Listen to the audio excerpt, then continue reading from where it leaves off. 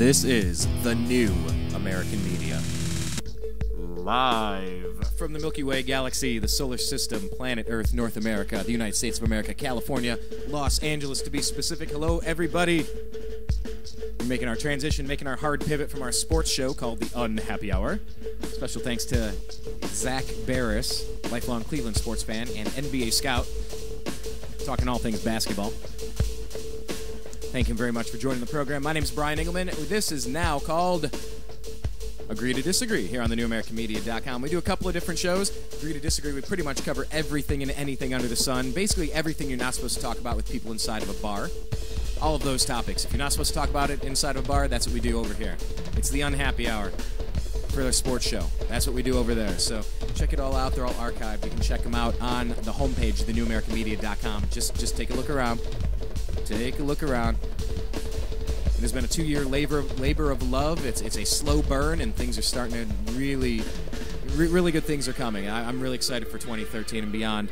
And please follow us on Twitter. We're at American_media_.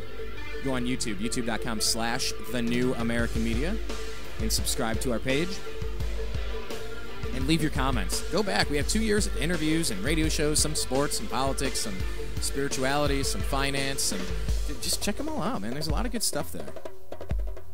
And that's why we're doing this. We don't do daily content, because let's face it, I mean, this is a startup operation. This is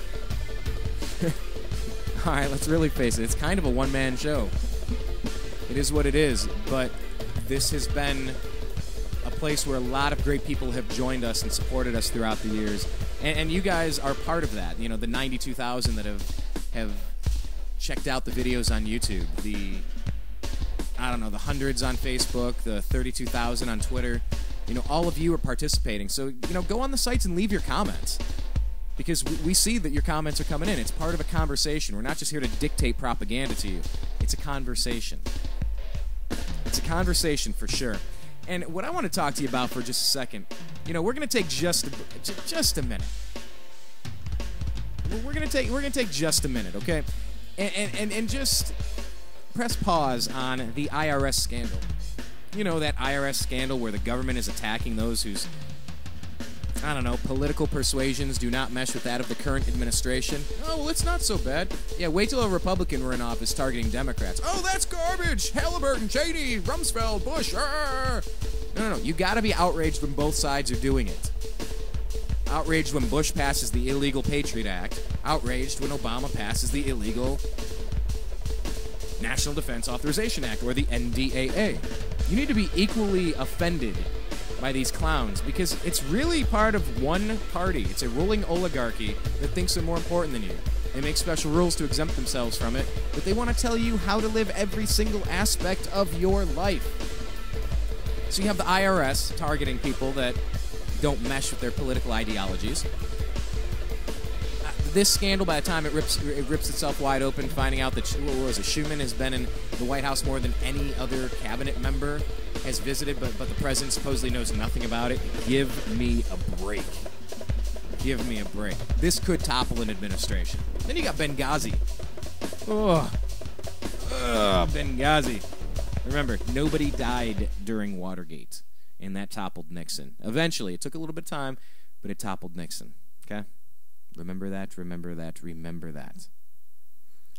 So then on top of that, you have you have our government spying on Fox News and James Rosen and the Associated Press. Oh, this is great. Yeah, nothing has less of a chilling effect than your government wiretapping the phones of your parents. Hey, creep. Get out of my bushes. Hey, creep. Get away from my window. I'm getting out of the shower here.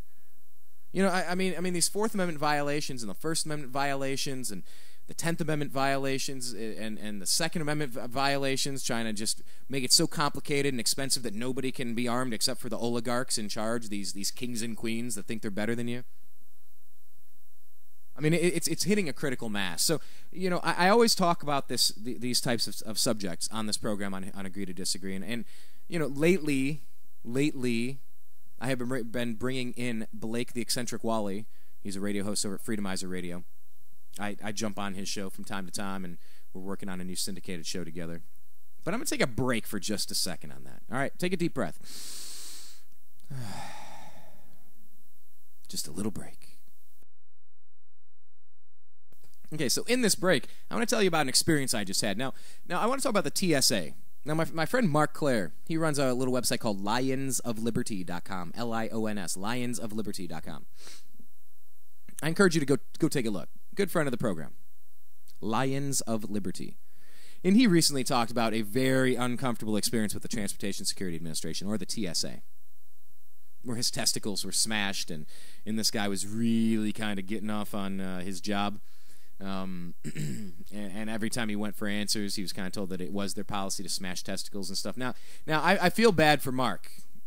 You know, I do, because I have been opting out as soon as I realize that they're putting naked body scanners in. I opt out every time. Oh, well, sir, that's not one of those whatchamacallit machines. That's just an X-ray. I don't care. I don't trust you guys anymore. I'm opting out. I opt out every time. Okay, sir, do you have any sensitive areas? No.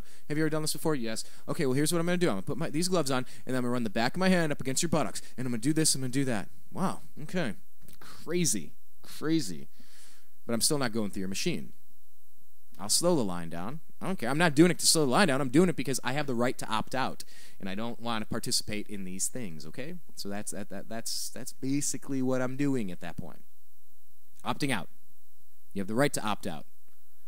You have the right to opt out of purchasing products from companies if you don't like the way they're doing business. You have the right to opt out of, well, I don't know, genetically modified food, for example. Did you see not Occupy Monsanto, but the March Against Monsanto? What's the difference? Whatever. There's a lot of people.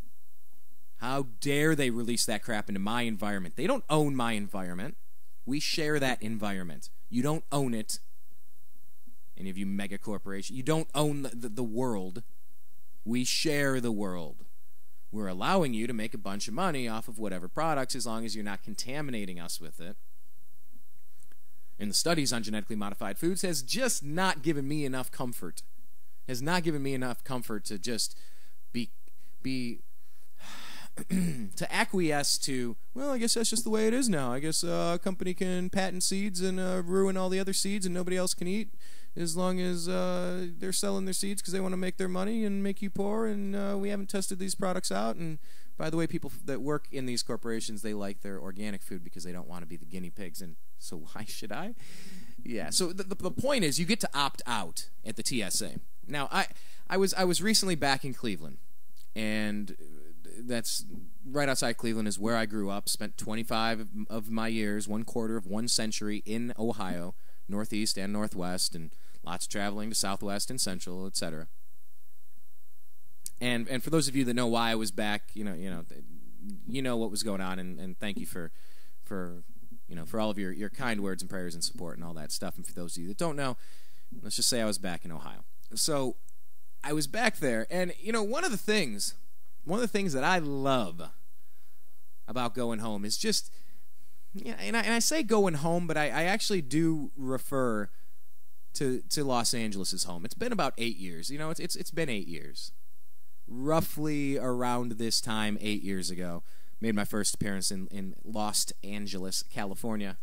Moved into a little two-bedroom condo in what they called Koreatown, but it wasn't Korean. It was Guatemalan, Honduran, Ecuadorian, and Peruvian on North Kenmore. And 5 of us lived in that little place, and it was quite an experience moving out with my band and whatnot.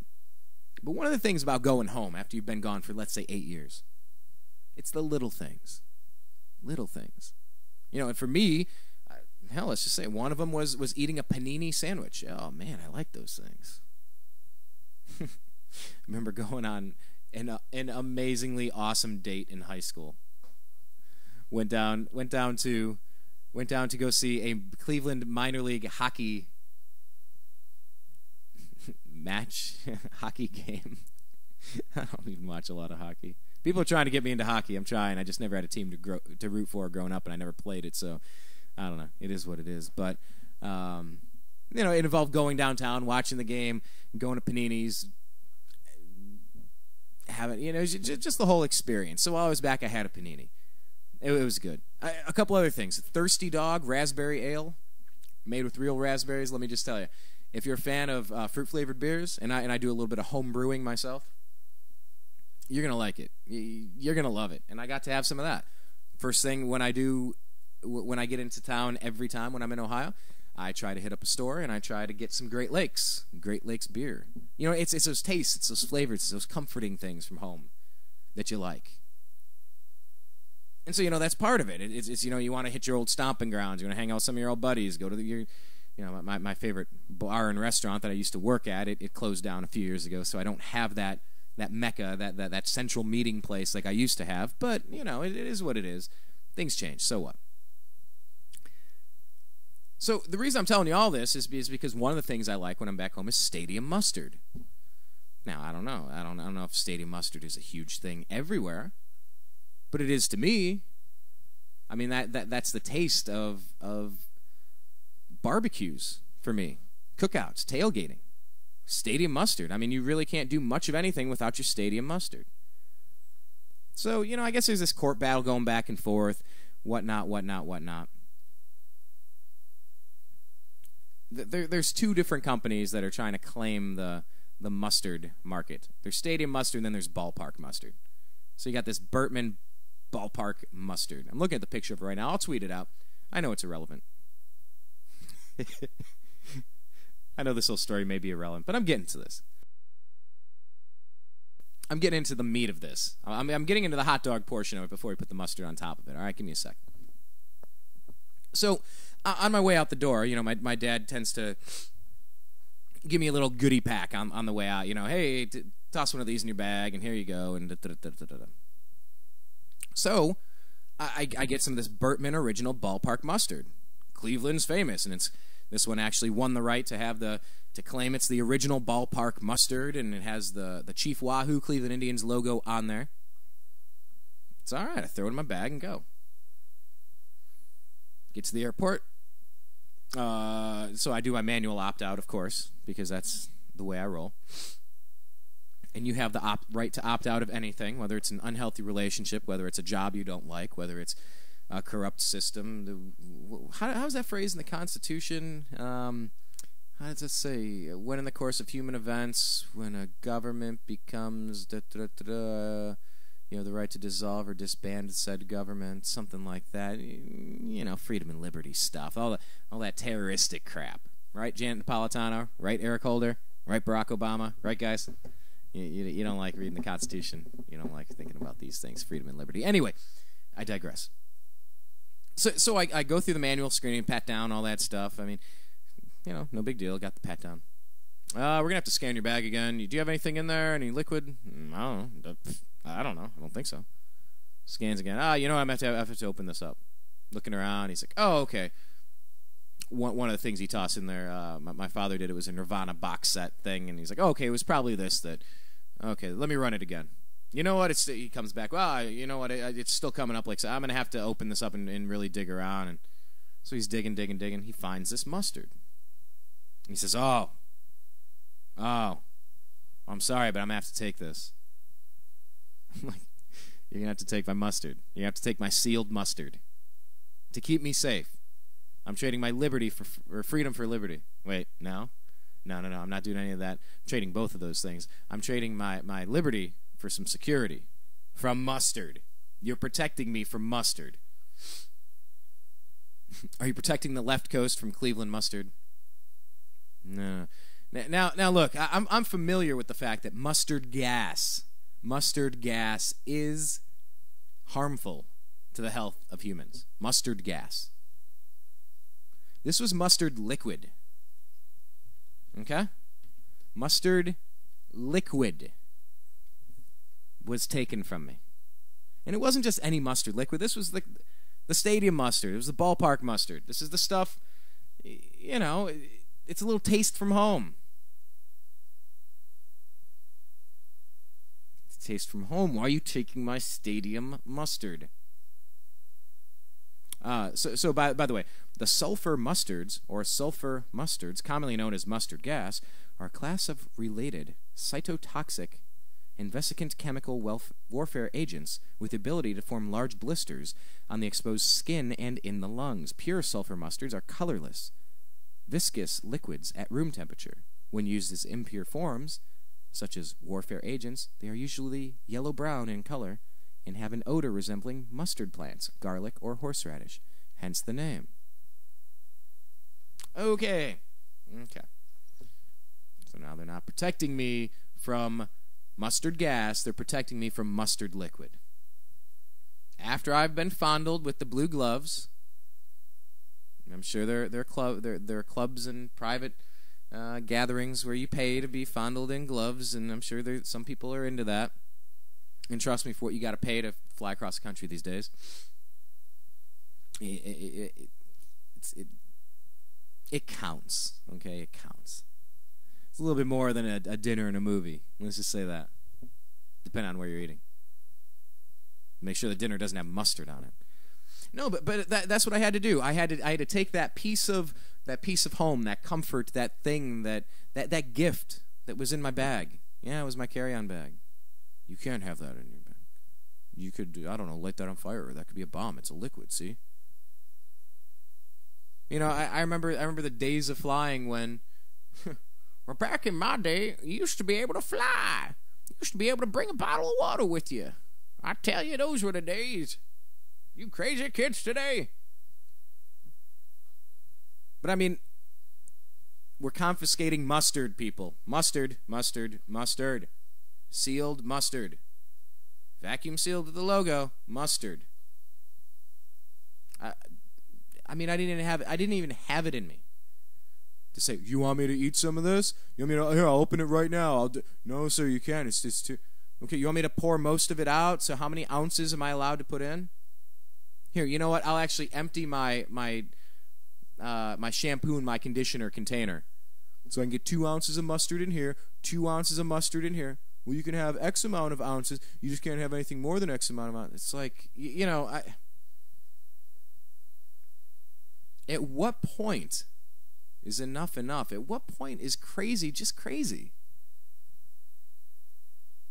I mean, at what point do you have to not just opt out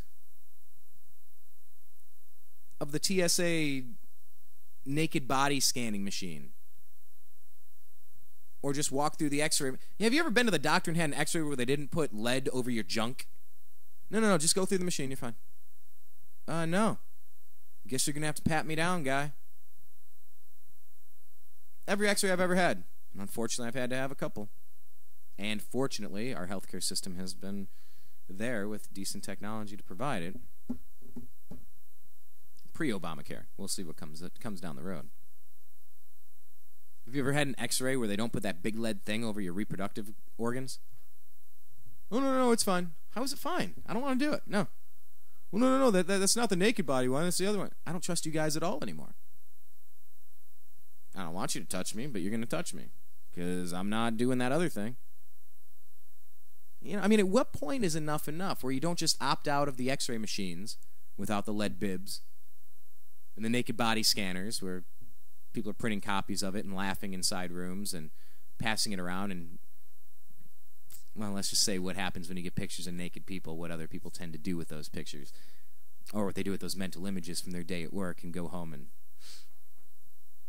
relax a little bit. Let's just think how gross that is for just a second. Why are we subjecting ourselves to that? And our kids, and our mothers, and our daughters, and our wives, and our girlfriends. Think about it.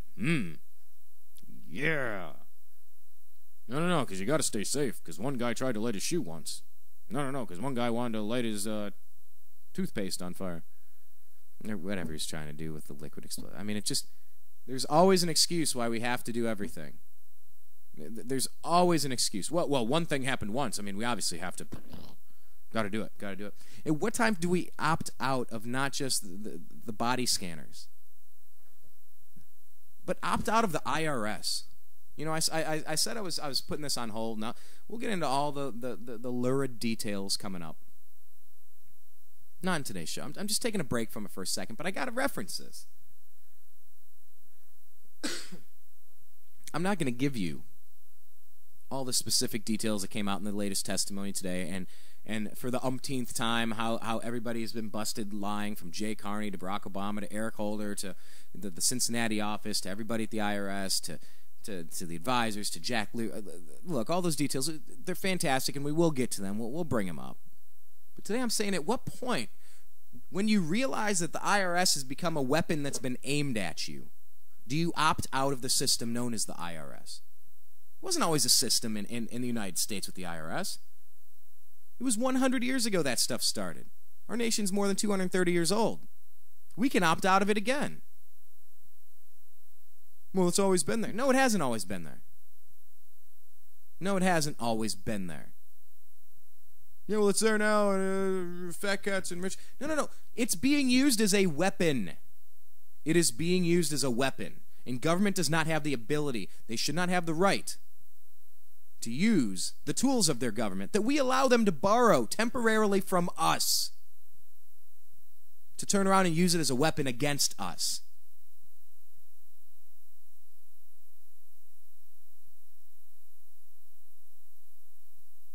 I mean, just think about all the crazy stuff that's done to rewrite the tax law. Nobody could possibly understand the tax law. I've seen countless shows. You know, go through some of the Fox News archives if you want to see some John Stossel or Lou Dobbs or Glenn Beck or some of the other guys from the past years. I mean, trust me, the Democrats aren't really getting into this issue lately, and they run almost every other media source on TV. Stacks and stacks and stacks and stacks and stacks of tax code. Nobody understands it, except a couple of people that pushed through their lobbyists to get their congressmen to push for it, so that their contributors, the people that paid them, can get certain tax write-offs so that they can keep more money. It's a scam. It's a scam. It's a scam. It's a scam. It's a scam. It's a joke. It's a joke. Selective enforcement, target political oppositions, or target political opponents or the political opposition. It's a weapon. So while they're trying to say we need all these limitations on the Second Amendment, no, we don't. We need what the other guys have. That's the point of the Second Amendment. Nobody's more powerful than the other. And then we're more polite to each other. Get it?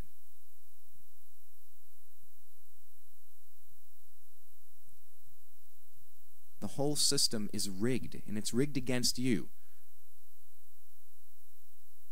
Do me a favor.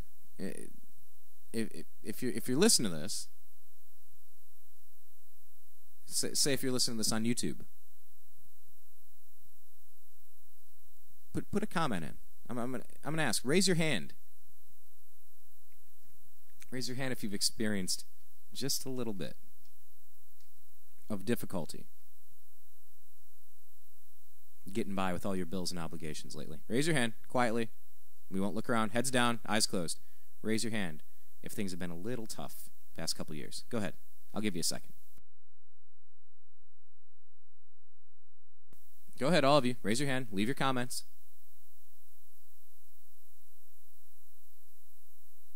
Leave your comments.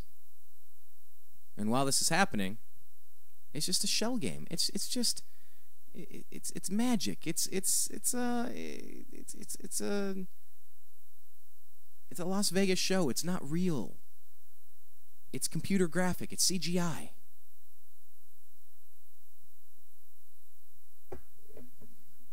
You know, there's the illusion that this system just needs to be here because it's already here. It doesn't need to. You want to take the objective, or take the subjective, rather, and make it objective? Take the lawyers out of it. Take the IRS out of it. And by the way, you know those doctors that you went to and they might have given you those x-rays back in the day? Those same doctors that usually cover up your junk with lead bibs to protect your ovaries and testicles. Feel free to chuckle if you're a 13-year-old. Those same doctors now. Thousands of pages of Obamacare.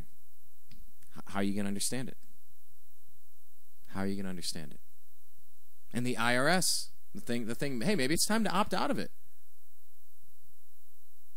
You know, you can only rule with the consent of the governed. If you don't have the consent, you cannot govern, or you're a tyrant. I mean, think about it. The IRS, who's been used as a weapon against the American people at this point, they're now going to be in charge of enforcement of Obamacare for your health insurance. So for Republicans in office, do you think the Democrats are going to be moved to the top of the list to get that procedure that they need? Oh, they would never do that. You guys are such idiots. I'm sorry, you're an idiot. You're an idiot if you think that the government will not do that. They're doing it with the IRS right now. Well, they wouldn't do that with healthcare. Based on what? Based on what? Would you give them carte blanche over your entire life? You want to? Then you can opt into that. I am choosing to not opt into that. It is rife with the potential of abuse and fraud. So let's see. If this IRS in charge of enforcement, completely connected with the healthcare system, that puts a lead bib on you when you go through an x-ray machine, but you got to go through all these machines naked to then get your naked body image from while they're chuckling in the side room and printing off copies. Are you really telling me that these people, with all of the databases, with all of the information that they've gathered, with everybody's Facebook affiliations and all their Twitter profiles and all their YouTube channels and emails being confiscated and read, violating Fourth Amendment protections against illegal search and seizure, and phone calls being tagged and bagged to the echelon system and the NSA data mining base being built over in Utah so that every word ever said, typed, or spoken can be archived to be held against you at some future point? Are you really saying that once you get flagged as a left-wing or a right-wing or a conservative or a liberal or a constitutionalist or potential terrorist, are you really saying that you don't think it would be very easy to ping somebody, say someone with Tea Party, 912, constitutionalist, small government, Ayn Rand, go through all the list of buzzwords? That doesn't mean Republican, by the way, because the Republicans are kind of just as bad as the Democrats. Please remember that. By the way, this is a host that did not vote for the Republican candidate last year for president and did not vote for the Democratic presidential candidate last year. Thankfully, I finally was able to opt out of that system. I opted out of the two-party false choice paradigm. I chose to get the manual pat down, and I voted differently. It only works through the consent of the governed. Remember that. But are you really saying, do you really think you couldn't be pinged as someone unfriendly to the administration and bumped down on the waiting list till maybe you have complications, till maybe you die? Absolutely. Oh, come on, Brian. Are you saying that that's what Obama's trying to do, is kill people that don't agree with him?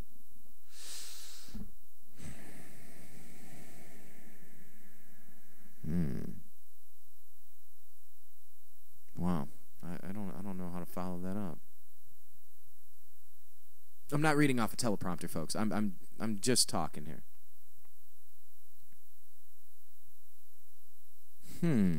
How do I answer that? Do I really think that the president would want to kill those that opposed him? Okay, let me answer it with a question. Let me answer your question with another question. Good day to you. What if it took a filibuster to clarify whether the president and his administration thought that it would be okay to kill American citizens on American soil with drones? Just in a fairy tale conspiracy theory, tinfoil hat wearing, black helicopter pointing, conspiracy theorist, birther, truther, 9/11, whatever. In one of those crazy worlds, where to get simple clarification of whether the president and this administration thought that it was okay to kill Americans on United States soil with a drone. I mean, I know this is farcical. I know this is such a science fiction kind of picture that I'm painting for you. A 1984 Orwellian style dystopia where up is down and left is right. Get a grip. It's 2013. That would never happen. Didn't Rand Paul just have to do that? Oh, okay. So you trust this administration then, despite the fact that, what is it, for the first time since they've been taking the polling, the president is no longer seen as trustworthy? Wow. Wow. Only 4 years and 6 months in it took for that to happen. How long did it take to figure out that Bush wasn't trustworthy? Maybe the same amount of time? Maybe quicker, maybe longer, I don't know. I mean, it's not like we're talking about a president that signed something into law called the National Defense Authorization Act, or the NDAA. Look it up. Take a look at PANDA. PANDA. You ever hear of PANDA? I don't know why PANDA got that. Check it out. PandaUnite.org. PandaUnite.org.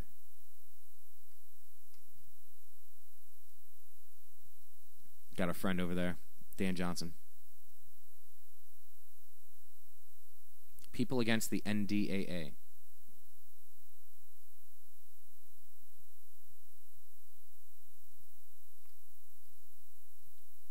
The NDAA.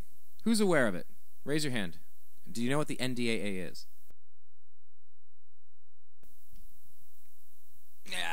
Yeah, I mean, let's just say this. In a nutshell, the National Defense Authorization Act says that the United States is a battleground, and for the duration of a conflict, and we're in a war against terror. Terror is not a winnable thing. It's a concept. It's a tactic. You cannot defeat a tactic. It's NBA season. Let's go to war against the free throw. Well, as long as they're playing basketball, there's always going to be free throws. Well, then we're at war. So in that scenario, the National Defense Authorization Act says that whenever there's a basketball game going on, you can be taken off the basketball court, kidnapped, indefinitely. You don't even have to have a charge levied against you. You don't get a defense. You don't get a trial. You can be held indefinitely for as long as basketball is being played. What? That's what this president did. Not this January. This was last year on New Year's Eve when he thought nobody was looking. New Year's Eve, New Year's Day, you know what I'm saying. Okay, so do I trust that same president that also, you know, is this uniter, this most transparent president in the history of the universe, by the powers of Grayskull, Interplanetary Council, Doctor Who, the TARDIS, you know, let's just go down the line of fantastic people and sci-fi concepts throughout time. This president, the most transparent administration in the history of mankind and humankind and extraterrestrial life, for that matter. Uses that hoppity-changity thing to ram through 2,700 pages of Obamacare legislation that the public did not want, still doesn't want. This is a guy that doesn't listen to you. He thinks he's better than you. He's always the smartest guy in the room, so he thinks.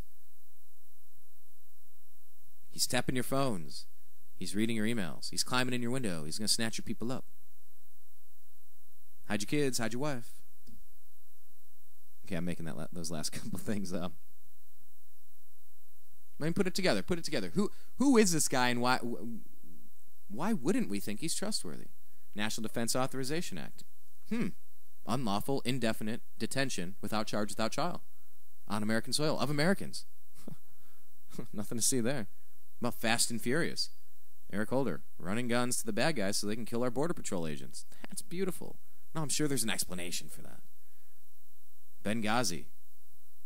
Either we were totally asleep at the switch, or we wanted our Navy SEALs and our ambassador dead. Either way, neither of those options are good. I mean, you have the IRS using their political clout as a weapon against certain segments of this country. I mean, a weapon. It's a weapon. It's an act of poking somebody with a stick. It's a provocation.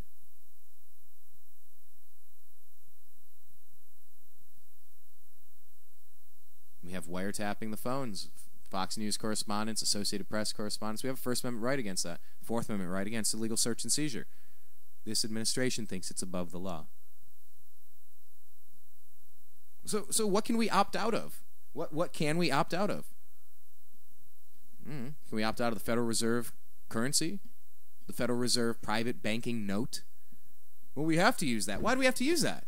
Well, it's always been that way. No, it hasn't always been that way. Guess what? There's another great year called 1913. Remember it? I brought it up when I mentioned the income tax. Oh, yeah, 1913. Oh, 1913. Oh, yeah. Come on, guys. Woodrow Wilson. Look it up. Look it up. Look it up. Look it up. Look it up. Look it up. Shall we? We can undo this stuff. Can we opt out of this stuff? Why not? Who says that every dollar created needs to be paid at interest back to some private bank? Get the hell out of here. Hey, guys, it was a great scam while you did it. The jig is up.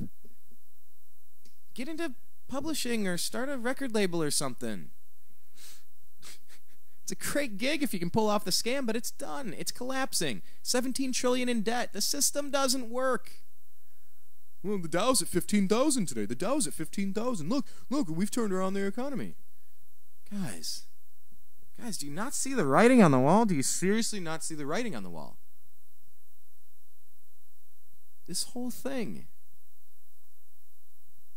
this whole experiment of ours, this whole concept, it's a mirage. It's a hologram. It's not real. It's not working. Why are we in Syria? Why are we in Libya? Why are we everywhere in northern Africa? Why? Why are we in Iraq? Why are we in Afghanistan? Why are we in Mali? Why are we everywhere? But there are veterans out on the streets. No, you can't build a few good homes for people that are destitute that served your country valiantly. Hell, they come back and they're labeled by Department of Homeland Security Janet Napolitano as a potential terrorist. If they talk about the Constitution or have a Ron Paul bumper sticker or served in the military. Or they're an NRA member. They're a potential terrorist. These are the same people trying to define terror on the homeland for the National Defense Authorization Act. Well, they would never turn their guns on the American people. Well, they turned the IRS on the American people, didn't they? They turned the IRS on American people, didn't they? Well, a gun's different. Oh, yeah, really? That's why they push so hard to take yours away? No, they just want sensible, reasonable. Sensible and reasonable. Sensible and reasonable. You see all the MRAPs that they're buying? Those military-style, urban warfare, armored vehicles to patrol our streets? All the spy cameras at every corner watching you, knowing that your cell phone can be accessed remotely. The camera can be turned on and can listen to you until you take the battery out of it, and we pay them monthly for that service. Your emails are being read, your phone calls are being listened to. Well, it's not like they're going to do anything with it. Really? It's like a bad move in chess. You make a bad move. Well, it's not like you're going to take my bishop. Are you in the way? I'm trying to win. Well, you shouldn't take my bishop. That's not cool. Don't care about cool. I'm trying to win. These people in politics, Republicans and Democrats, they just want to win. And face it, folks, to paraphrase George Carlin. Hey, wait, hey, hold on. Maybe I don't need to paraphrase him. Let me see if I can pull this up. See, this is what happens when you do show prep and you have a producer.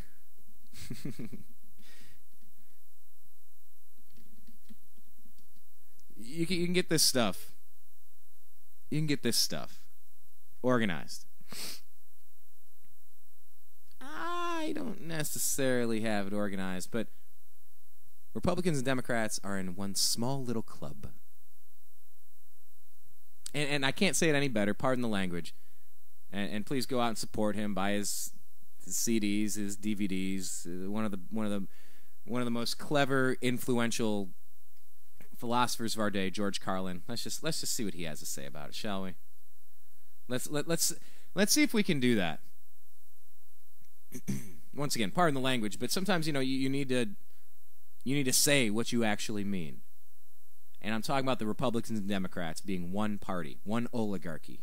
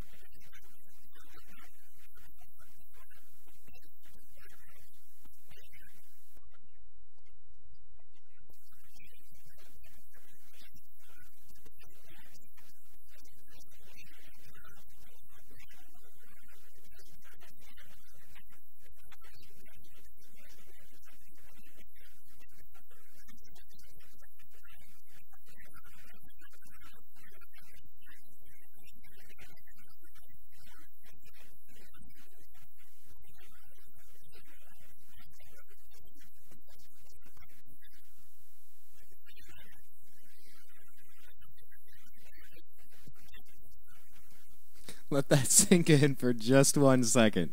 That's exactly what I'm getting at. You cannot put your faith in a Republican or a Democrat. You cannot put your faith into a company. You cannot put your faith into a political party. Because at the end of the day, we're just dudes and dudettes. We're just people. They have their little club, and they're getting away with it. What if we opted out of the system? What if we just opted out? What if we just opted out of their club? Let me let him finish. This is good.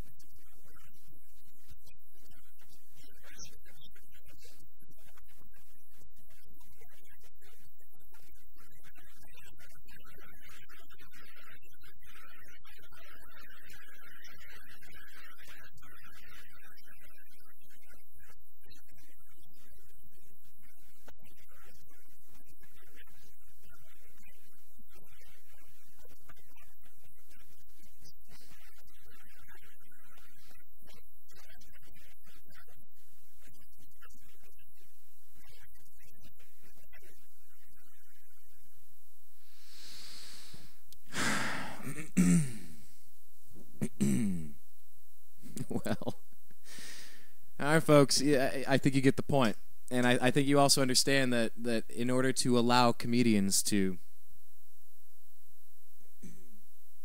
speak the truth, sometimes you got to put up with a little blue language, and that may offend some. It's all right. We got First Amendment. You have the right to be offended, and you have the right to voice that you've been offended.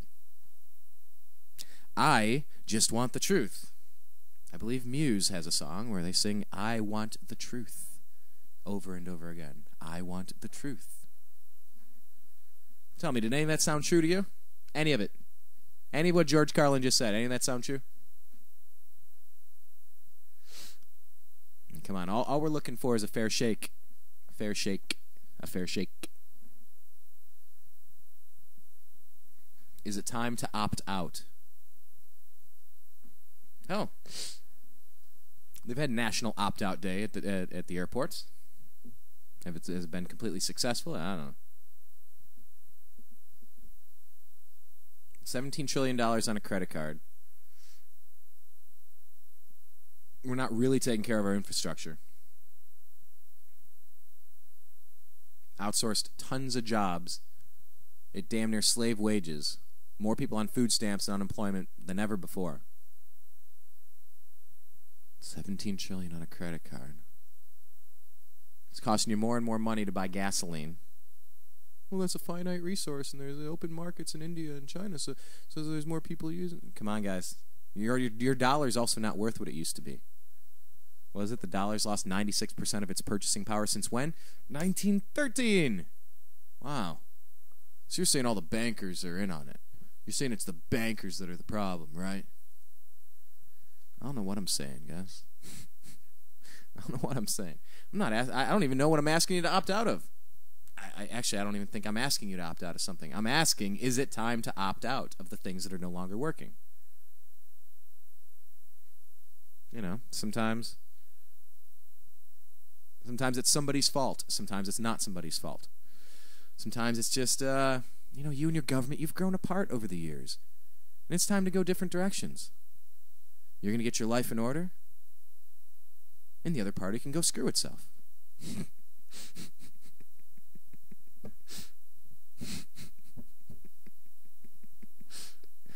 I'm trying to clean this up, and I'm trying not to make the analogies that I feel like making. But the point is, at some point, maybe it's just time to walk away. Can you opt out of the things that no longer work? Or do you just have to give your mustard away? This is such a stupid analogy.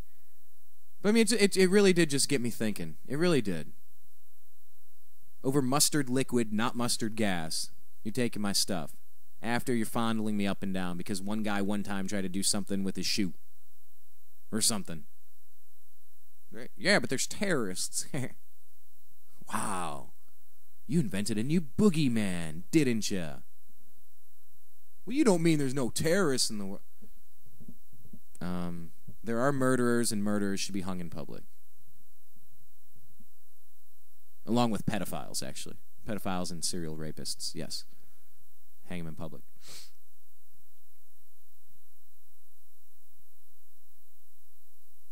I mean, if people are blowing up innocent school buses to make a point, or whatever happened in Boston, how many people were killed, how many people were injured. I mean, yeah, you could kill those people. Hang them in Times Square. But you need to lose every component, every aspect, every single last quotient, every little check mark next to the Liberty box. Do you lose everything because a couple of idiots do something? Remember we tried prohibition in this country? Because people say, oh, alcohol's bad. Well, who's saying that it's good? Unless you're the purveyor of mind-numbing intoxicants, such as myself. I've been a bartender for many years. You can't ban this stuff. You can't do it. You can't ban these things. It doesn't work.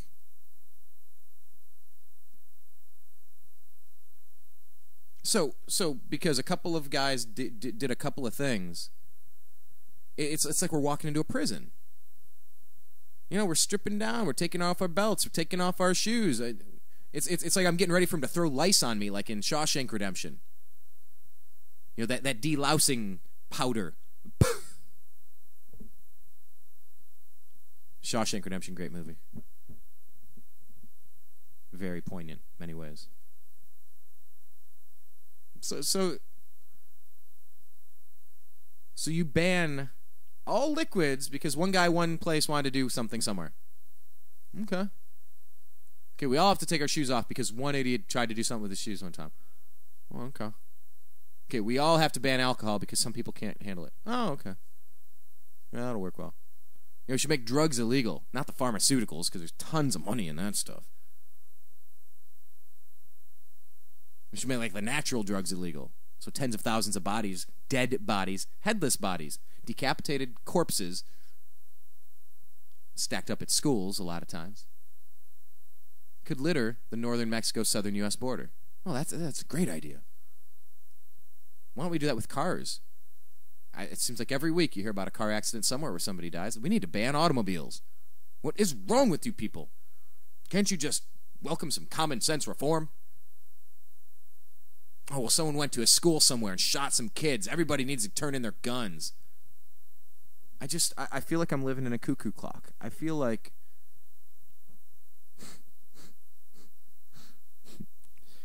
I lose the words sometimes. What else could I possibly say about this? I don't know why things have to be this way. You know, I'm a very pessimistic person at times. I tend to live life prepare for the worst, hope for the best. And when you do prepare for the worst, hope for the best, you're obviously kind of at least acknowledging that bad things could happen. Now, I'm not saying that you want them to happen or you think that they will. It's just you know that they could, so you prepare for them.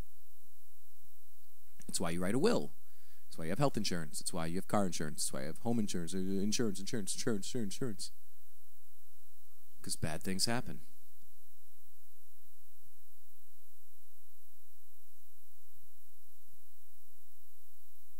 So what? Do we just live in a hermetically sealed little bubble? What was it on Seinfeld? The Bubble Boy? Yeah, I mean, every day is a risk. Every day is a risk. No doubt about it. So, why are we trading all of our liberty because a couple of bad things happen somewhere? There are ideals that are better than this. I don't think it has to be this bad. I do prepare for the worst and I hope for the best. I don't think that things have to be this bad. There's got to be something better than feeling like you're in a damn police state every time you step outside your door. Every time you turn on the news and they're trying to wire your electricity into a grid so it could be shut off. Oh, well, who would shut it off? I don't know, the same government that used the IRS as a weapon to attack political opponents? I don't know, for the same left-wing crowd that says, pro-choice, pro-choice, pro-choice, everybody needs to be pro-choice. You cannot. 3 snaps. Tell me what to do with my body. Roe versus Wade. You cannot tell me what to do with it. You cannot intrude upon my body. Where in the hell is the pro-left, pro-choice crowd when it came to Obama's healthcare complete takeover? The government is in charge of every aspect, every square inch of your skin and flesh and innards at this point. Everything. They own you. Where were you standing up against Obamacare then? Oh, because you love Democrats or something, or the Republicans are so bad. Come on now. Guys, girls. You don't want a government intrusion, but you allow total, complete domination, complete 100% intrusion into every aspect of your health care. Everything. You're cool with that, but I just got to have some abortions. I don't understand the logic saying you cannot tell me what to do with my body, except now I need unelected bureaucrats and, I don't know, think IRS officials that might want to play games or target people they don't like and push them down the list and screw with their health care a little bit. No, it's fine for all of them to run everything about all of my health care, just don't you touch my abortions. I mean, come on. Come on now. I'm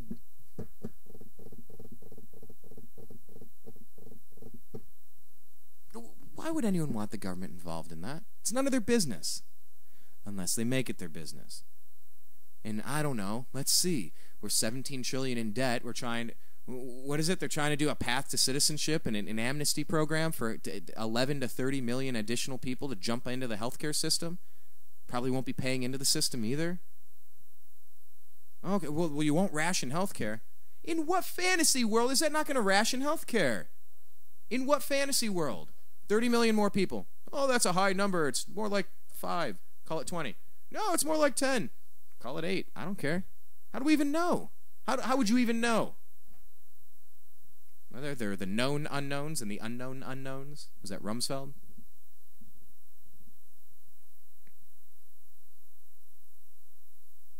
There's just no money for this stuff. And at some point, well, tough choices will have to be made. Although, if you like your doctor, you get to keep him. Incorrect. Well, if you like your plan, you keep your plan. Period. Incorrect. These are all lies, political lies, from the most transparent president in our nation's history. You're just a right-wing conservative. You've hated this guy from day one. No. I didn't vote for him. But I actually gave him the benefit of the doubt. I said, look, this isn't my horse in the race. I didn't pick this pony to win. But he's here now. You know, he's the head coach of my team. It's like the Cleveland Browns. It's Rob Chudzinski this year, the new head coach of the Cleveland Browns football team. You know, it's always somebody, whether it's Romeo Crennel or Chris Palmer. Go down the list. Butch Davis, Eric Mangini. Doesn't matter. Whether I thought that was the best head coaching hire or not, now you're my head coach. I just want to win championships. Bring home a Super Bowl title to the Cleveland Browns, Artie. Please.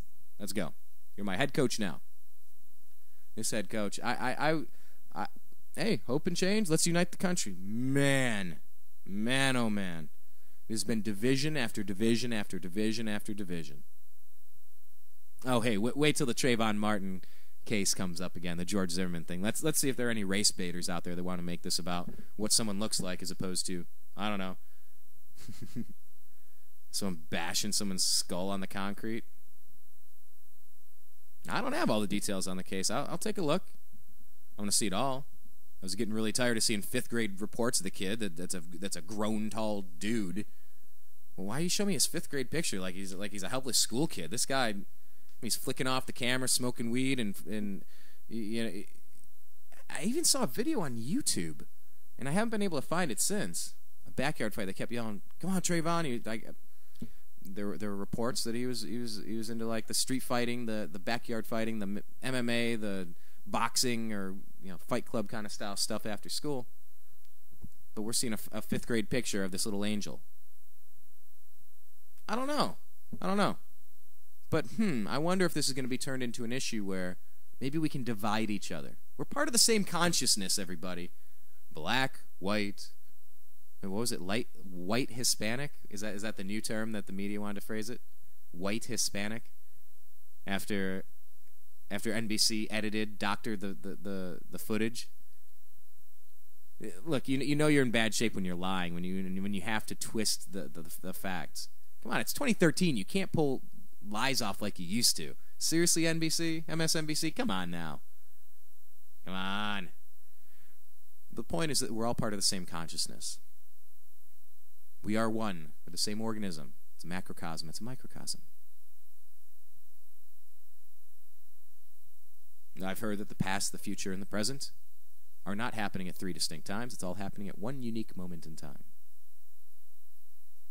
I've heard that we're all part of a universal consciousness. I've heard there are parallel universes. I don't know. I'm not selling you a brand of religiosity today. I'm not selling you any political or religious dogma, spiritual dogma. But just for a second, what if you thought for just a second that we are part of the same thing? He is I and I am him. Slim with a tilted brim. What's my name, fool? That's Snoop Doggy Dogg, if you weren't aware. No, but what if he is I and I am him? What if I am? What if it's in our power? What if it's in our hands to become the change that we want to see in the world? Be the change that you want to see in the world. Hell, sometimes I just don't know what I'm doing here at thenewamericanmedia.com. Sometimes. All I know is I don't want to be on the sidelines anymore. I don't want to let. I don't want the fate of me, the fate of humanity, the fate of this galaxy. I don't want to be an observer. I want to be a participant. And I'll tell you, that Obamacare thing made me just really helpless. I felt really helpless. I was very frustrated. And I didn't know what to do.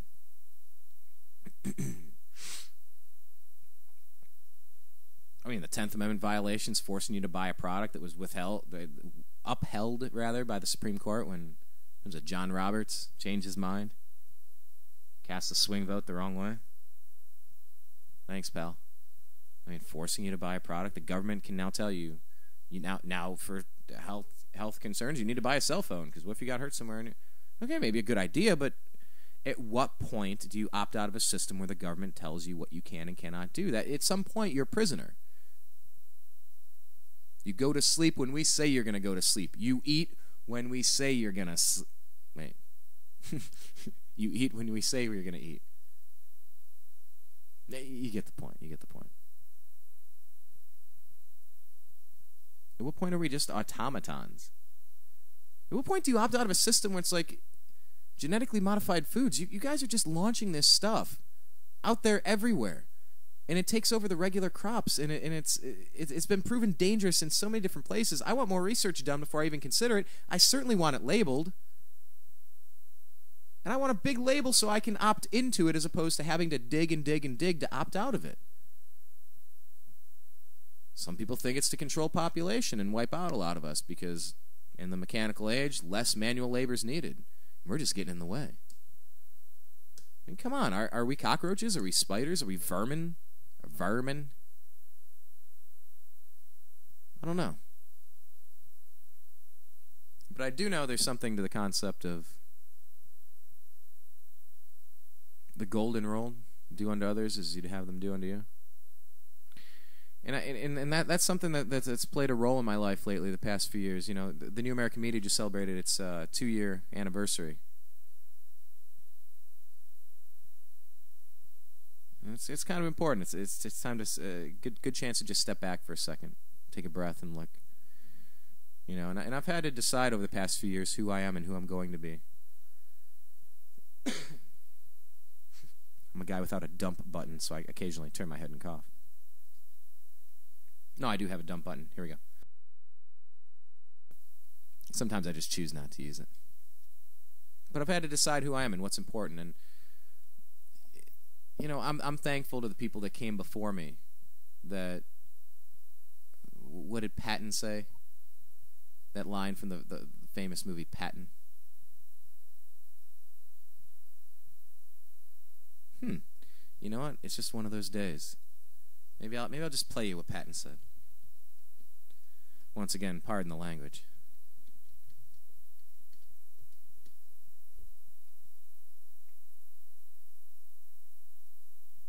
Okay.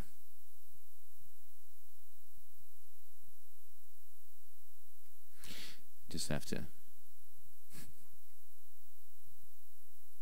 I think this is going to be it. I've come across a few of these that are not accurate.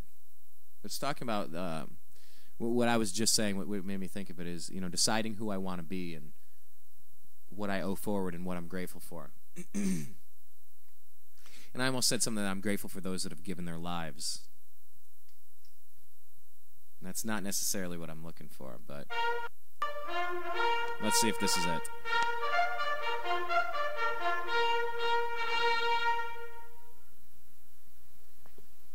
You see that? Okay, this appears to be it, because there's a few fake outs on here where they're labeled things and it's different stuff and it's stupid. But what I'm referencing is, you know, the people I'm thankful for, you know, back to the Revolutionary War that gave their lives to give us a chance at freedom, a taste of it, a glimpse of it. Although, what in the hell would Jefferson and Washington be saying if they saw us today? What would they be saying? What would Patrick Henry say today? WWPHD. What would, doctor? What would Patrick Henry do? But I'm not necessarily thankful for those that gave their lives. Patton makes a interesting point here, and you'll hear it. I want you to remember that no bastard ever won war by dying for his country. He won it by making the other poor dumb bastard die for his country. That's the point I was looking for.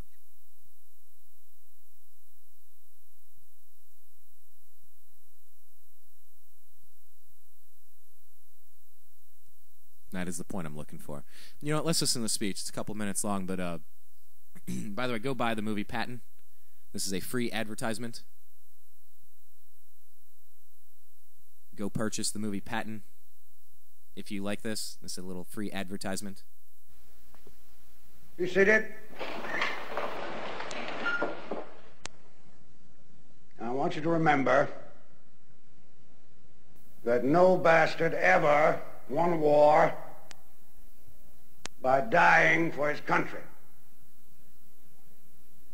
He won it by making the other poor dumb bastard die for his country. And then all this stuff you've heard about America not wanting to fight, wanting to stay out of the war, is a lot of horse dung.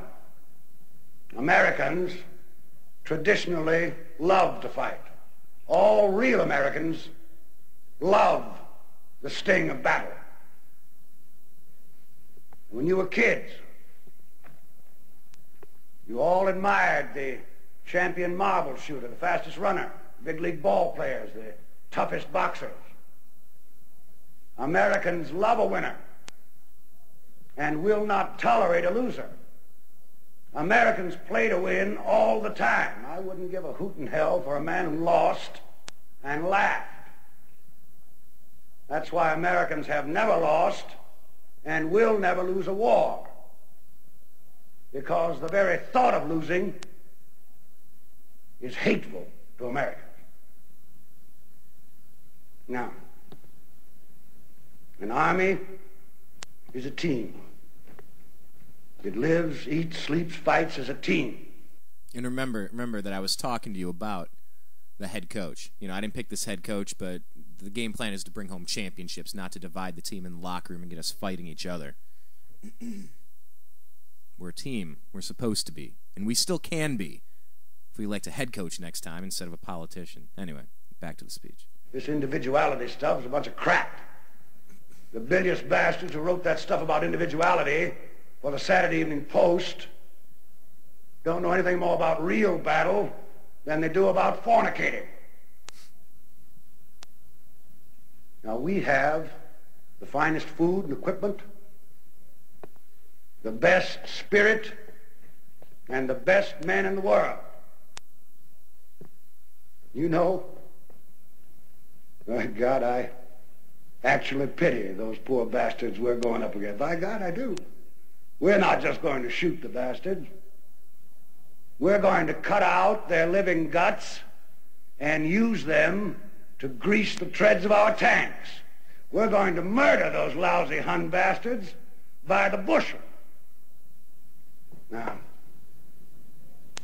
some of you boys, I know, are wondering whether or not you'll chicken out under fire. Don't worry about it. I can assure you that you will all do your duty. The Nazis are the enemy. Wade into them. Spill their blood. Shoot them in the belly. When you put your hand into a bunch of goo that a moment before was your best friend's face, you'll know what to do. Now, there's another thing I want you to remember. I don't want to get any messages saying that we are holding our position.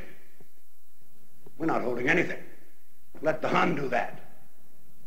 We are advancing constantly, and we're not interested in holding on to anything except the enemy. We're going to hold on to him by the nose, and we're going to kick him in the ass. We're going to kick the hell out of him all the time, and we're going to go through him like crap through a goose. Now, there's one thing that you men will be able to say when you get back home, and you may thank God for it. 30 years from now, when you're sitting around your fireside with your grandson on your knee,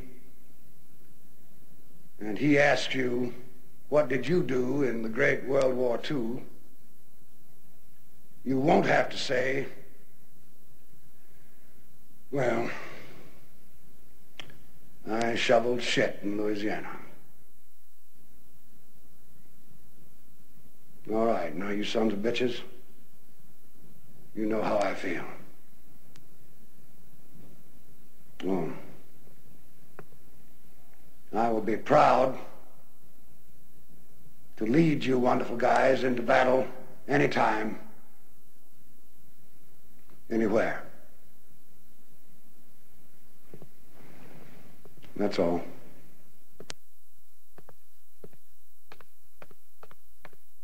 Okay.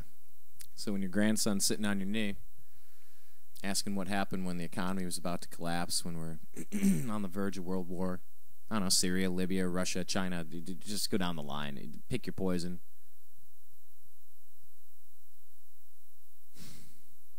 What did you do?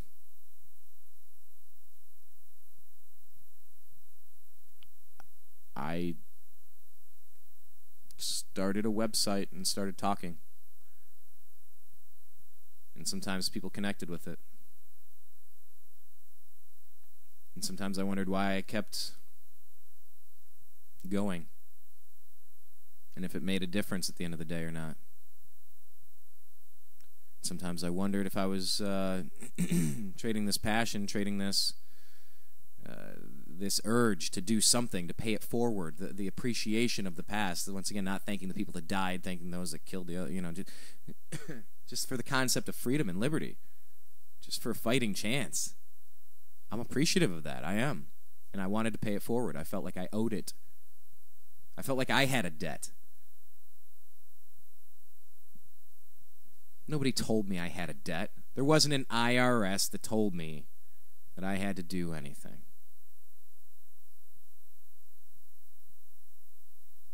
The IRS did not look and set a percentage of what they felt I had to do, and I had to. No. I just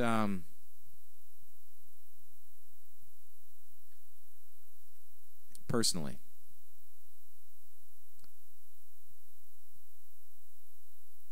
Personally, I felt like I needed to do something. I needed to participate. I need to speak up. Because when it finally dawned on me that everything's being spied on in the first place, and we need to rapidly reinstitute and enforce our Fourth Amendment rights against illegal search and seizure, I felt like I had to do something. I don't know if it's making a difference. We do have 33,000 Twitter followers, 92,000 video views on YouTube, several hundred on Facebook, but I've only recently started working on that.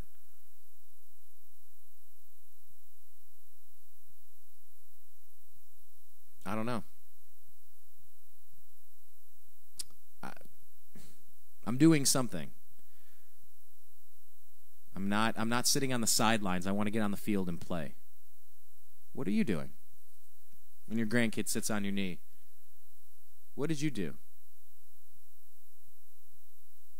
What is it that you did when it was important? Did you decide to not rock the boat? Because trust me, there are people that are close to me. Let's just be honest. People that used to be close to me. You really didn't understand why I cared so much about this stuff. Why do I want to be a martyr? I don't want to be a martyr. Well, why do you want to stand up and put a target on your back? Are you watching the IRS? We're targets already. The Patriot Act? They've been spying on us for a decade. And these stupid Republican supporters, oh, Bush is good, Democrats, oh, and Patriot Act, well, terrorism. You gotta. No, it's good. In times of war, urgent measures, a little freedom for liberty or security, yeah. Seeing people that are up in arms about President Barack Obama and the NDAA and the IRS and stuff. Why do you want to be a martyr? I don't want to be a martyr. I don't want to die for my country. And while I'll stop short of saying what Patton says, where he says that he wants the other son of a bitch to die for his country. No, I don't want to put a target on my back. When Homeland Security says if you reference the Constitution and the Bill of Rights and limited government, that you're a potential terrorist, to paraphrase George Carlin instead of George Patton, she doesn't give a about you. She doesn't give a about you. Is that an enemy? I'm just standing here reading my rule book, and you're calling me what? You're threatening me with what? You're legitimately threatening me. You're threatening me. Okay. So at what point does this cross the line? At what point has it been declared? At what point do we have to opt out of a system that no longer respects the people or represents the people?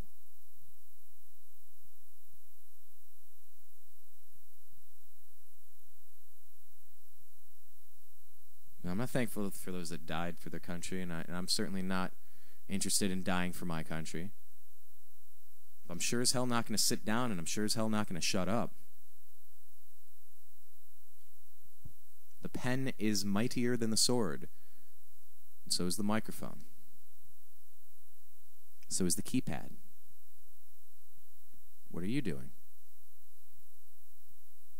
Well, I don't know how to build a website. I don't know. I just want to do radio. I'm not asking you to do what I'm doing. Everybody brings something unique to the table. Where do you think you could be helpful? This guy, the ship is being steered into a rock, and you know it. And when the ship hits the sand,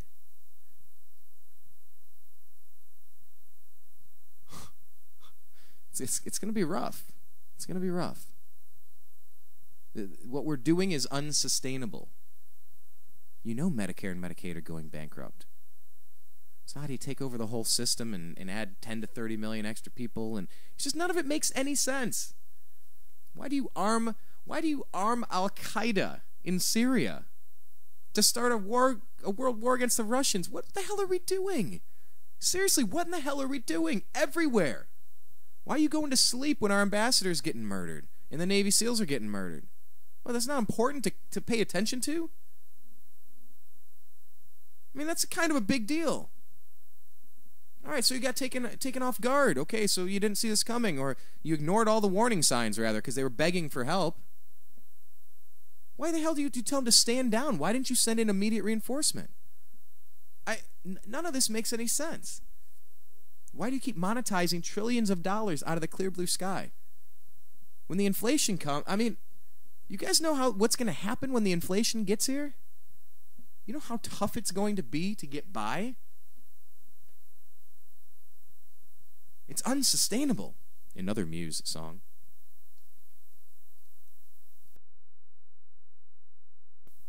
And no, I'm not going to play that one for you.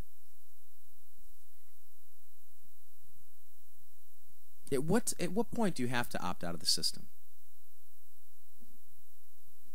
Let me make sure I get the words of this right.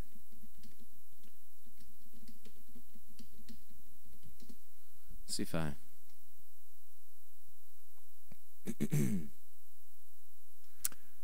The Declaration of Independence of the 13 Colonies.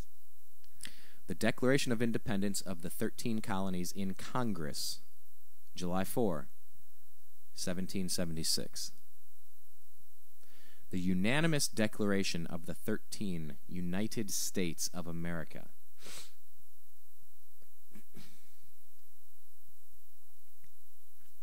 When in the course of human events it becomes necessary for one people to dissolve the political bands which have connected them with another, and to assume among the powers of the earth the separate and equal station to which the laws of nature and of nature's God entitle them, a decent respect to the opinions of mankind requires that they should declare the causes which impel them to the separation. At what point do we have to opt out of the system? At what point does confiscation of freaking stadium mustard become a final straw? Oh, that's ridiculous. You're not calling for another revolution because of mustard. I know, it's ballpark mustard too. It's not stadium mustard. I'm just asking, at what point do you opt out?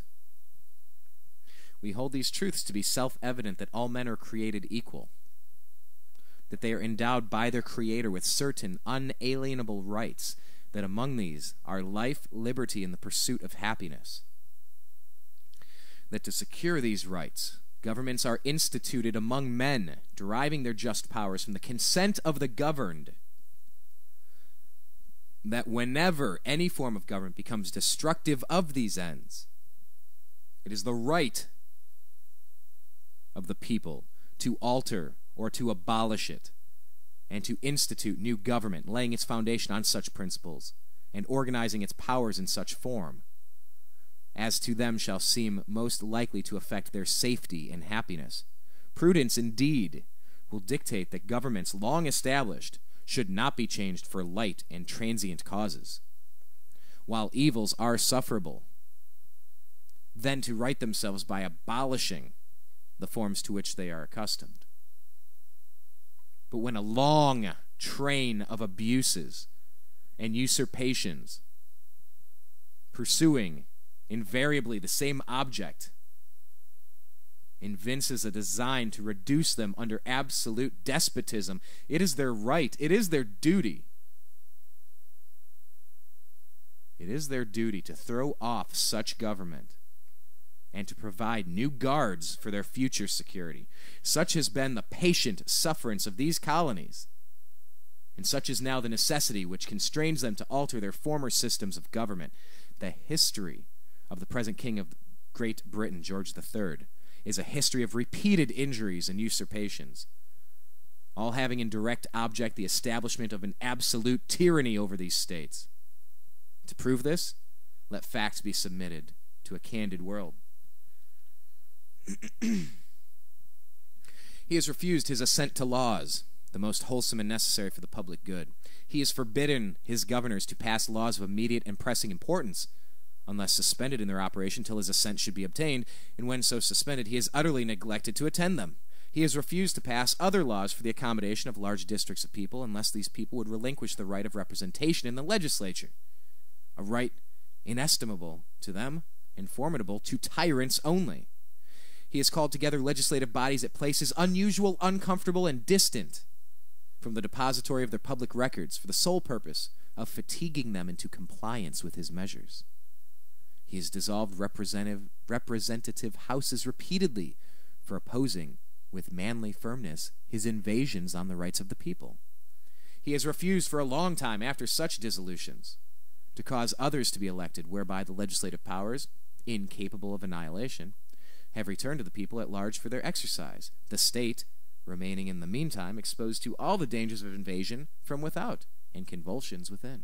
He has endeavored to prevent the population of these states for that purpose, obstructing the laws of naturalization of foreigners, refusing to pass others to encourage their migrations hither, and raising the conditions of new appropriations of lands. He has obstructed the administration of justice by refusing his assent to laws for establishing judiciary powers.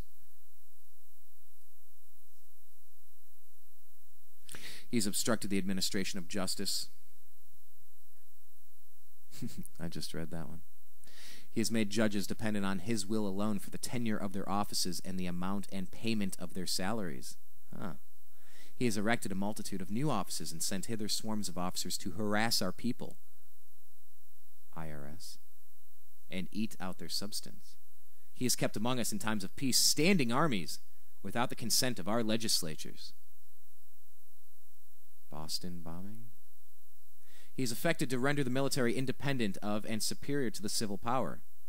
NDAA. Oh, what was the other one that he passed? It was the Emergency War Powers Act or something, Obama last year. He is combined with others to subject us to a jurisdiction foreign to our Constitution and unacknowledged by our laws, giving his assent to their acts of pretended legislation, for quartering large bodies of armed troops among us, for protecting them by a mock trial from punishment for any murders which they should commit on the inhabitants of these states, for cutting off our trade with all parts of the world, for imposing taxes on us without our consent, for depriving us in many cases of the benefits of trial by jury, imposing taxes on us without our consent. IRS, we're gonna audit you. We're gonna run you through the. We're not gonna approve your 501c3s, 501c4s, for depriving us in many cases of the benefits of trial by jury. Guantanamo Bay, Patriot Act, National Defense Authorization Act, or NDAA. Okay. For transporting us beyond seas to be tried for pretended offenses, for abolishing the free system of English laws in a neighboring province, establishing therein an arbitrary government, and enlarging its boundaries so as to render it at once an example and fit instrument for introducing the same absolute rule into these colonies, for taking away our charters, abolishing our most valuable laws, Fourth Amendment, and altering First Amendment, and altering fundamentally the forms of our governments, for suspending our own legislatures and declaring themselves invested with power to legislate for us in all cases whatsoever. He has abdicated government here by declaring us out of his protection and waging war against us. Homeland Security, IRS, arming the enemy in Fast and Furious so they can kill Border Agent Brian Terry, leaving our Navy SEALs and ambassador to die in Benghazi, Libya. He has plundered our seas, ravaged our coasts, burnt our towns, and destroyed the lives of our people. He is at this time transporting large armies of foreign mercenaries to complete the works of death, desolation, and tyranny, already begun with circumstances of cruelty and perfidy, scarcely paralleled in the most barbarous ages and totally unworthy the head of a civilized nation. He has constrained our fellow citizens taken captive on the high seas to bear arms against their country, to become the executioners of their friends and brethren, or to fall themselves by their hands. So when you have Homeland Security, jackbooted thugs, as some people call them, when you start militarizing the police to the point where how many instances of police abuse and police murder have you seen over the past couple of years? Have you seen an increase in it? Because I almost got thrown down a flight of stairs for standing at my friend's home with a glass of water. Yeah, LAPD. Yeah, you should have seen the looks in their eyes. They wanted to fight. It's that line.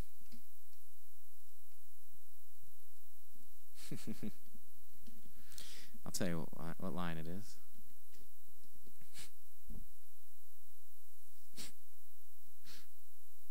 It's 5 minutes. I don't want to play you this one.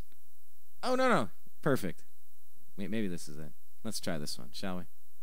6 bouncers hurled me out of a nightclub like I was a Frisbee.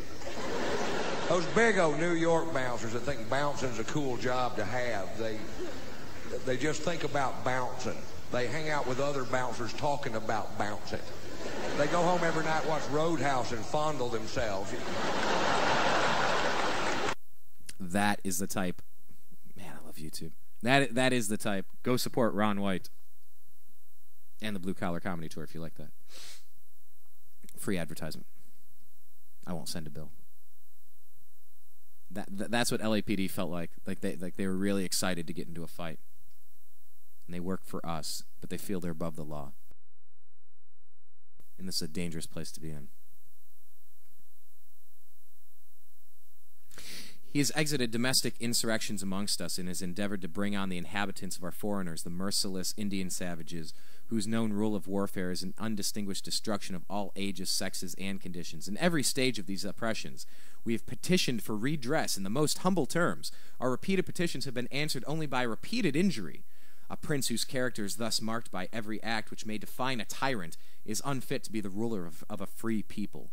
Nor have we, been wanting in attentions to our British brethren. We have warned them from time to time of attempts by their legislature to extend an unwarrantable jurisdiction over us. We've reminded them of the circumstances of our emigration and settlement here. We've appealed to their native justice and magnanimity, that's a tough word to say, and have conjured them by the ties of our common kindred to disavow these usurpations, which would inevitably interrupt our connections and correspondence. They too have been deaf to the voice of justice and of consanguinity. We must therefore acquiesce in the necessity which denounces our separation, and hold them, as we hold the rest of mankind, enemies in war, in peace, friends.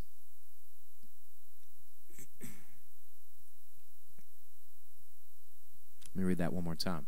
We must therefore acquiesce in the necessity which denounces our separation, and hold them, as we hold the rest of mankind, enemies in war,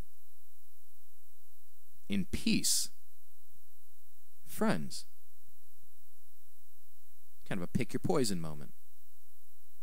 We, therefore, the representatives of the United States of America in General Congress assembled, appealing to the Supreme Judge of the world for the rectitude of our intentions, do, in the name and by the authority of the good people of these colonies, solemnly publish and declare that these united colonies are, and of right ought to be, free and independent states, that they are absolved from all allegiance to the British Crown, and that all political connection with them and the state of Great Britain is and ought to be totally dissolved, and that as free and independent states, they have full power to levy war, conclude peace, contract alliances, establish commerce, and to do all the other acts and things which independent states may of right do.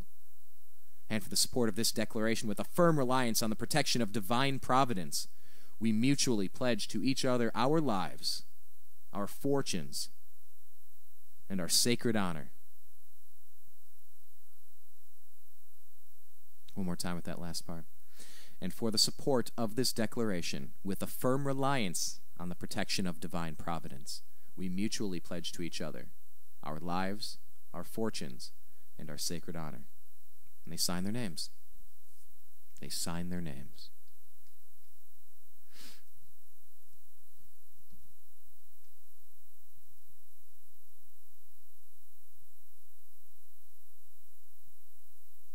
Is it really time to opt out again? Can we just hit reset and get back on the same page? It doesn't have to be too late. Unless they want it to be.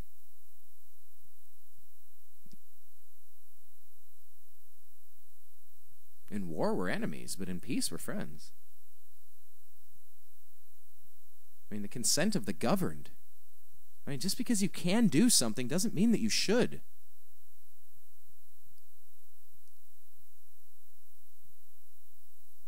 You know, and this, it's hard to have these conversations sometimes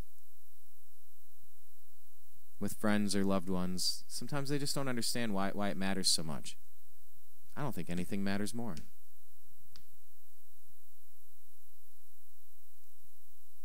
You know, the movie Patriot. Love that movie.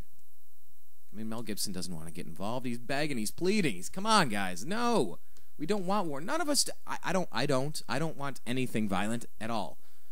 For the record, simply stated clearly, I want peace. I want liberty. On our Facebook page, we tweeted something out. It's this picture.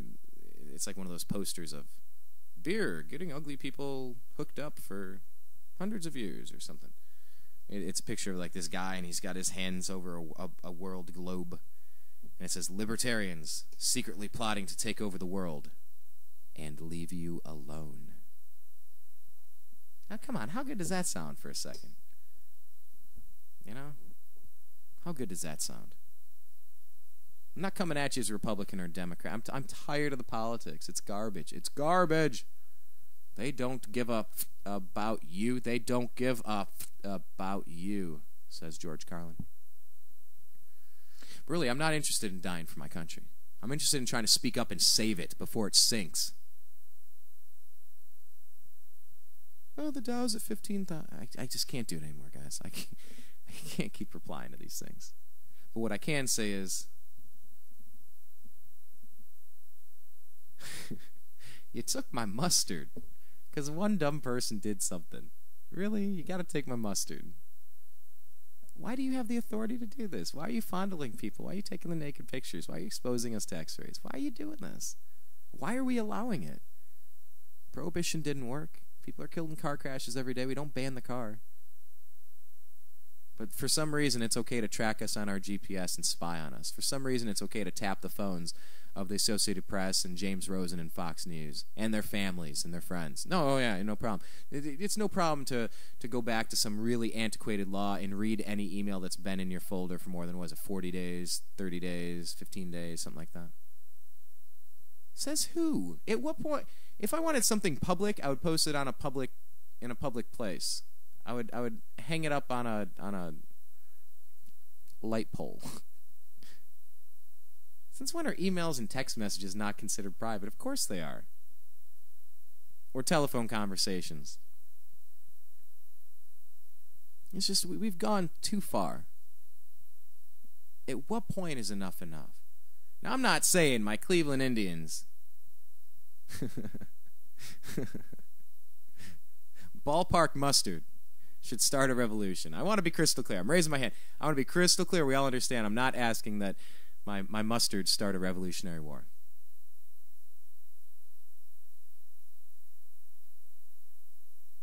But it's just got me thinking, at what point is enough enough?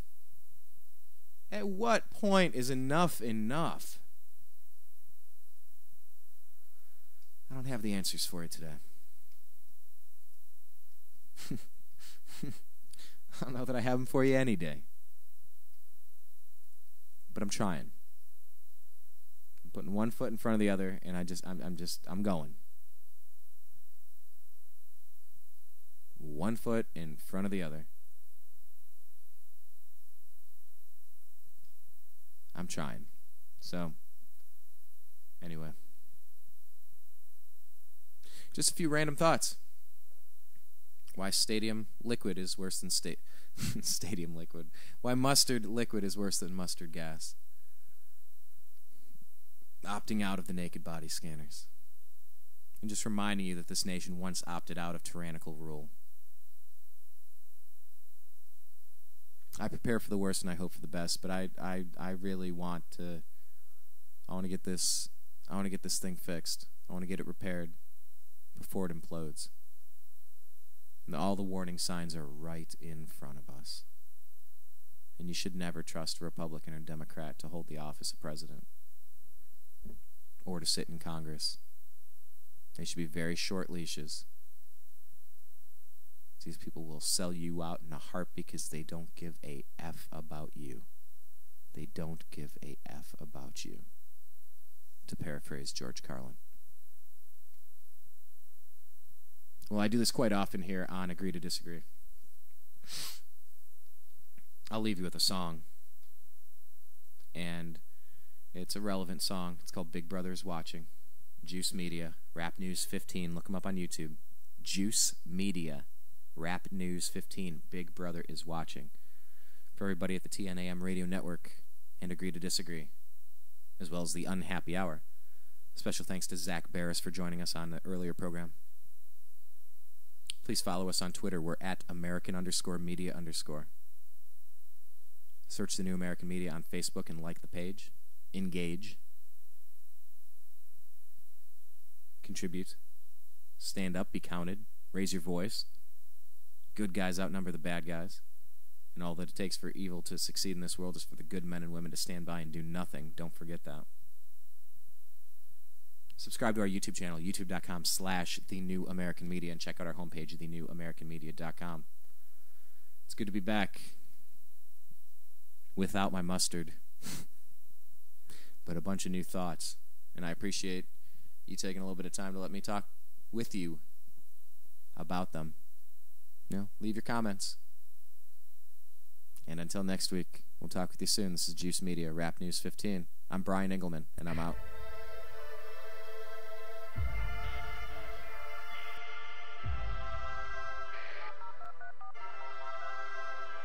Welcome back, netizens, to this newest edition in Juice Media series of rap news journalism with me, Robert Foster. This evening we're actively delving in depth to facts which affect all of us who dwell on this internet, and we've got to give a special welcome to all the ladies and agents from the NSA, ACO, MI5. Glad you're listening in, because today's show is all about surveillance and how it's spreading from the streets into our modems. As we speak, laws are being tacitly written in to implement ways of controlling the expanse of this internet to keep us safe, we're told. But from whom? And will this place ever be the same if these plans go through? To find out, we connect with our first guest to comment on the matter. We're live at the Panopticon with General Baxter. General? Son? Good to have you back again with us. Explain why the state is spying on us. My fellow Oceanians, as you know, we've always been at war with Eurasia. Or is it East Asia? Either way, it's war and we need division to wage it. But now the proles are connecting online, bypassing these illusory divisions of race, religion, and nationality. Sounds grand to me. It's a catastrophe. Centuries of hard work are being undone, profits are vanishing, and it's due to the internet. It's empowering humanity. We need to get this snafu under control rapidly. How? Behold the latest weapon in the war of terror. Our greatest invention since 9/11. Guaranteed to keep us free and safe forever.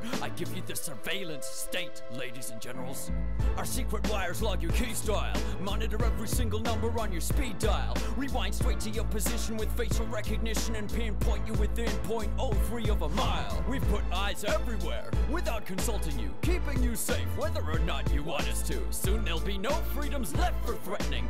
Then we'll have won the war. Take that, terrorism. Brilliant. Thank you, General. We now interview our resident guru, Terrence Moonseed, for a different view. Greetings. How does this situation look? I have one word for you, Robert. Double plus on good. The world populace of 7.4 billion are all headed in the direction of Orwellian totalitarian oblivion. My voice is horse yelling about stellar winds, cold chilling them and trap wire weaving through the world wide web we all dwelling in. Face it, the all-seeing eyes in all of our Facebooks like a virus, and in these iPhones with Siri, or should I say I.R.S. Next in line is RFID devices and mind chips triggered by chemtrails the plague spray the sky with. This time it's too far. Check out the base they're building in Utah, where they'll be storing all your data for over a century. It's FUBAR, and under the outback is an entire tunnel of wires, an echelon base called Pine Gap to hijack our mother Gaia. Hey, maybe your mother's gayer. Boo-hoo. Why didn't you just kill yourself like most of your troops do? That's it. Now you're on the cast iron list. Hang on, General. Why weren't we informed about this? Sorry we didn't tell you about our grand plan before. It was meant to be a surprise, under wraps in a store. But some spoil sports had to go and ruin it for all by blowing whistles in spite of the damn law. Bill, Benny, and Thomas Drake are trailblazers for leaking these tactics. Hey, civil liberty activists, this is all legal. Anything we do now actually is. How did... You can't question my authority thanks to this. And that shit's global, people. In Australia, it's now legal for the government to store all SMSs, searches, and emails. Australians, it's taking place under your nose. Unless you wake up, all your data are belong to ACO. Come on, everyone knows you can trust the government now. If you got nothing to hide, you got nothing to worry about. That might be the case with things that are happening now, because most people agree with most of the laws that are being handed down. But once the Illuminati reveal their agenda for you, this surveillance will enforce laws you no longer consent to. But by then it'll be too late to protest too, and anything you've ever said, typed, or browsed can or will be used against you. I'm confused. So what should we do then? What should we do? Nothing. This is all an illusion. It's just a ride, a delusion, the Matrix, the Maya deceiving us. You hippies really make our job so much easier. Sorry to interrupt, but we're picking up a signal from beyond the space-time continuum. Quick, switch on the Juice channeling portal. Wait, is that George Orwell? Good day, too. Wow, what do we owe this honor to? I tried to warn you noobs, but I see you are actually fools, or else you thought this was an instruction manual. Yes, so can you advise us? What would you have us do? An open and universal internet is the most effective tool you have to address the issues that afflict the world at hand. Therefore, protecting it is the most essential task that stands before your generation. I think I understand. Hush, man! You must not lose the internet. Heed this mantra. Who controls the internet controls the data. And who controls the data controls the future. We're losing you. I leave you with a tool to use. An onion? Don't be simple, Robert. This is but a simile. It stands for Tor. Tor? Google it. It's for anonymity. This onion router open network helps considerably against tyranny, but its abilities only work if all you use it consistently. And even if you don't use it, run it so its force swells. Thanks, Mr. Orwell. From now on, call me George Torwell. If we'd had such tools when I wrote this, well, it would have been so much simpler to tell Big Brother to go f*** himself. The motherfucking sucking piece of shit. Thanks, George Torwell, for manifesting direct from this memory hole of history to impress on us these messages. We're told we need safety, which is precious, yes, but can a society that can enforce all its laws ever progress? Hindsight shows that many figures guilty of thought crime turned out to be luminaries and heroes before their time. But if a surveillance state had reigned then in this form and design, just think of all the progress we may have all been denied. Could lobbies for women's or gay rights have appeared and thrived? Would revolutionary ideals have materialized? Would science have pioneered or even survived if every word had been monitored by thought police and spies? Big Brother brings chilling effects, freezing our collective hopes. He doesn't protect our safety but protects the status quo and threatens this internet, the one channel yet uncontrolled, whose openness we are now called upon to effect and uphold.